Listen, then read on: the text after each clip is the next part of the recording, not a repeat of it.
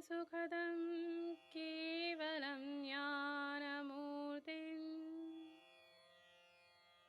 द्वन्द्वातीतं गगनसदृशं तत्त्वमस्यादिलक्ष्यम् एकं नित्यं विमलमचलं सर्वधी साक्षिभूतं भावातीतं त्रिगुणरहितं सद्गुरुं तं नमामि। आप सभी को नमस्कार। धर्मधारा के सत्संग श्रृंखला में मैं तनुजा ठाकुर आपका हार्दिक स्वागत करती हूँ। हमारे श्री गुरु एवं वैदिक उपासना पीठ के प्रेरणा स्रोत परात्पर गुरु परम पूज्य डॉक्टर जयंत बालाजी आठवले एवं हमारे आराध्य देव भगवान शिव के चरणों में वंदन कर आज का सत्संग आरंभ करती हूँ। आज का विषय है निर्माल्य को बहते जल में विसर्जित क्यों करना चाहिए। आज का सत्संग शंका समाधान से संबंधित है और आज का प्रश्न एम्स्टर्डम हॉलैंड के श्री शिव खन्ना ने पूछा है। उनका प्रश्न इस प्रकार है। मैं पिछले 20 वर्षों से विदेश में हूँ। जब मैं भारत में था तो मैंने देखा था कि पूजा घर के बासी फूल, हवन के अवशेष, खंडित मूर्ति आदि को नदी में प्रवाहित किया जाता है। क्या यह उचित है? इससे क्या लाभ होता है एवं क्या ऐसा करने से जल प्रदूषित नहीं होता? हम विदेश में रहते हैं। ऐसे में पूजन करने के पश्चात फूल इत्यादि को जल में डालना संभव नहीं होता, क्योंकि यहाँ के प्रशासनिक कर्मचारी यदि ऐसा करते देख लेते हैं तो वे दंडित करते हैं। ऐसे में हम हिंदू उन बासी पुष्पों का क्या करें, यह बताएं। इस प्रश्न का उत्तर इस प्रकार है। बासी या चढ़ाए हुए पूजन सामग्री को निर्माल्य कहते हैं। अतः निर्माल्य एवं पूजन समाप्त होने के पश्चात मिट्टी की मूर्ति या खंडित मूर्ति को बहते जल में प्रवाहित करना चाहिए, ऐसा शास्त्रीय विधान है। इन सभी पर पंचोपचार या षोडशोपचार पूजन के समय देवत्व जागृत होने के कारण इसमें चैतन्य अर्थात ईश्वरीय शक्ति निर्माण हो जाता है और पूजन समाप्त होने के पश्चात भी इसमें चैतन्य रहता ही है। अतः इसे अशुद्ध एवं अपवित्र स्थान पर नहीं डालना चाहिए। बहते जल में निर्माल्य प्रवाहित करने से उसमें निहित चैतन्य जल में समाहित हो जाता है और वह अंततः महासागर में मिल जाता है। पुनः जब वही जल वाष्प बनकर ऊपर जाता है तो वर्षा के रूप में हम तक पहुँचता है। वर्षा के जल के साथ अल्प प्रमाण में चैतन्य भी हमें प्राप्त होता है। उसी प्रकार नदी के जल का उपयोग जब हम किसी न किसी रूप में करते हैं तो उससे भी हमें शक्ति मिलती है। यदि आपके आसपास बहता जल ना हो तो तड़ाग अर्थात तालाब या पोखर में निर्माल्य को डाल सकते हैं। ऐसे पूजन सामग्री या मिट्टी की मूर्ति जो नैसर्गिक रंग से बनी हो उसे जल में डालने से जल प्रदूषित नहीं होता। परंतु यदि नैसर्गिक जल स्रोत ना मिले तो ऐसी परिस्थिति में उसे अग्नि समाधि या भूमि समाधि भी दे सकते हैं। आजकल कुछ भ्रष्ट बुद्धिजीवियों ने भारत में यह भ्रम फैलाया है कि जल में निर्माल्य और मिट्टी की मूर्ति विसर्जित करने से जल प्रदूषित होता है। परंतु यह धर्मपालन तो हमारे यहाँ पुरातन काल से चला आ रहा है। ऐसे में हमारी नदियाँ अस्वच्छ हो जानी चाहिए थी, किंतु जब तक भारत में औद्योगिक अवशेष नदियों में नहीं डाला जाता था तब तक हमारी नदियाँ स्वच्छ थीं।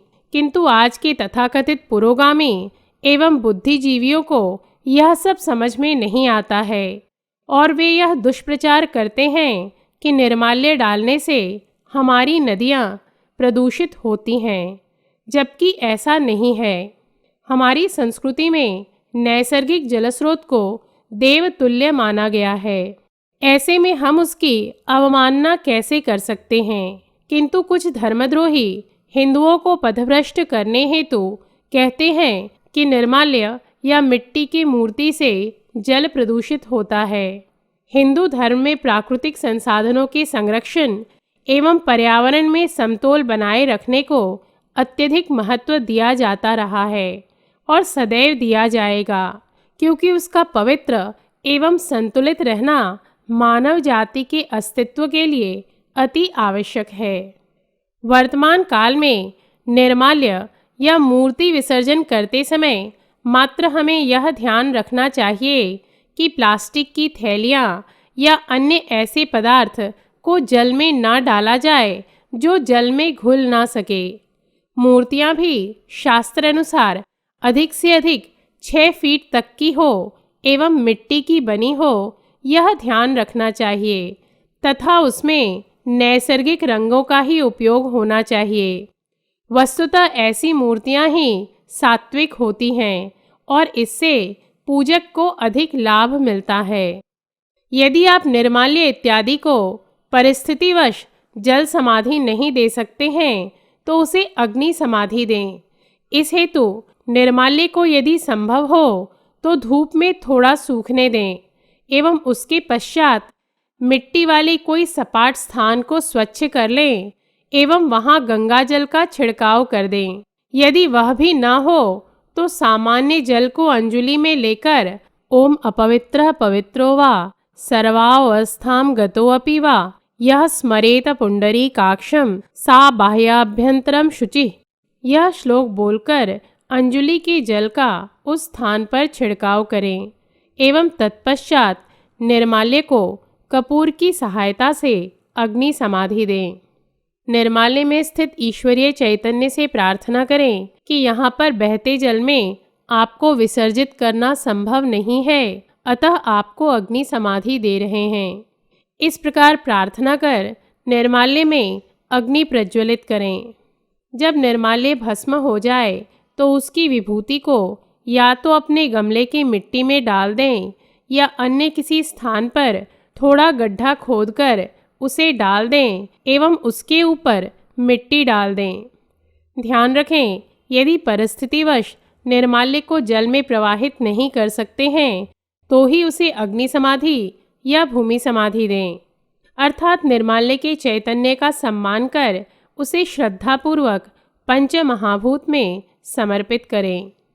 आज के इस प्रश्न के समाधान के साथ ही हिंदी भाषा से संबंधित कुछ शंकाओं का समाधान करना चाहती हूँ।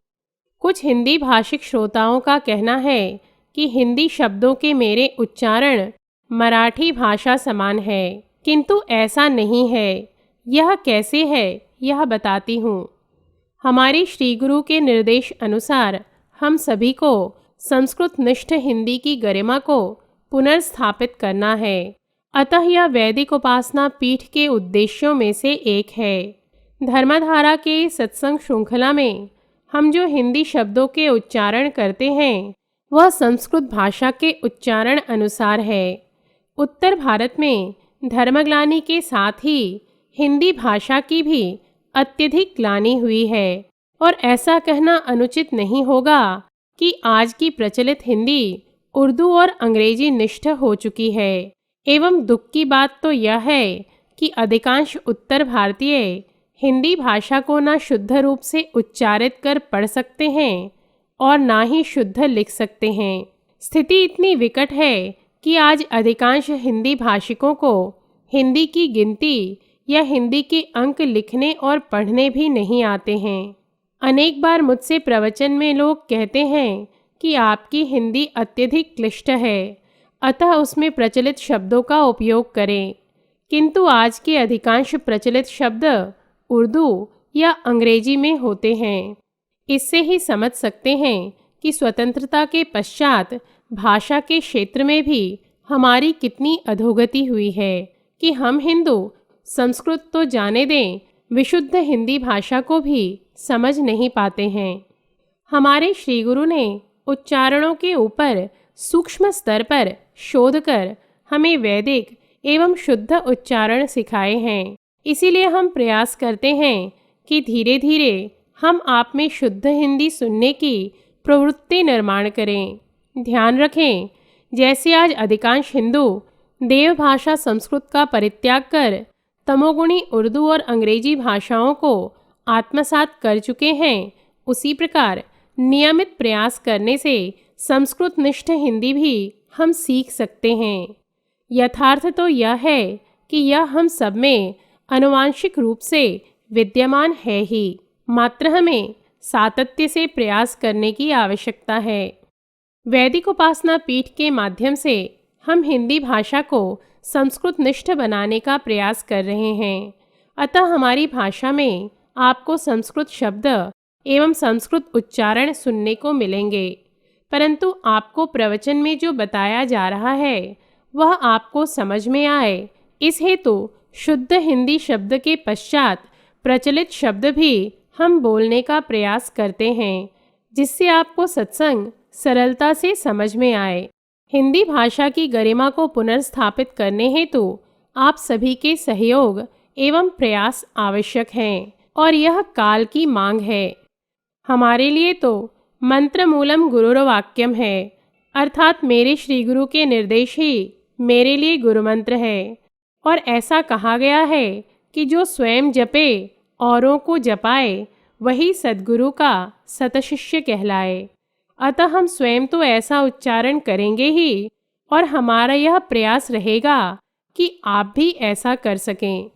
वस्तुतः संस्कृत निष्ठ हिंदी भाषा में निहित चैतन्य के कारण उसे बोलने, लिखने या पढ़ने से ही हमारे ऊपर आध्यात्मिक उपाय अर्थात स्पिरिचुअल हीलिंग होता है, जिसके फलस्वरूप हमारे मन एवं बुद्धि के ऊपर सूक्ष्म अनिष्ट शक्तियों द्वारा निर्माण किया गया काला आवरण नष्ट होता है। धर्मधारा सुनने वाले कुछ श्रोताओं ने बताया है कि उनके 6 से 11 वर्ष की संतानें रात्रि में सोने से पूर्व उनसे हमारे प्रवचन लगाने हेतु कहते हैं, और उन बच्चों का कहना है कि उन्हें सत्संग में जो बताया जाता है वह संपूर्ण रूप से समझ में नहीं आता है, किंतु उन्हें उसे सुनने पर आनंद आता है।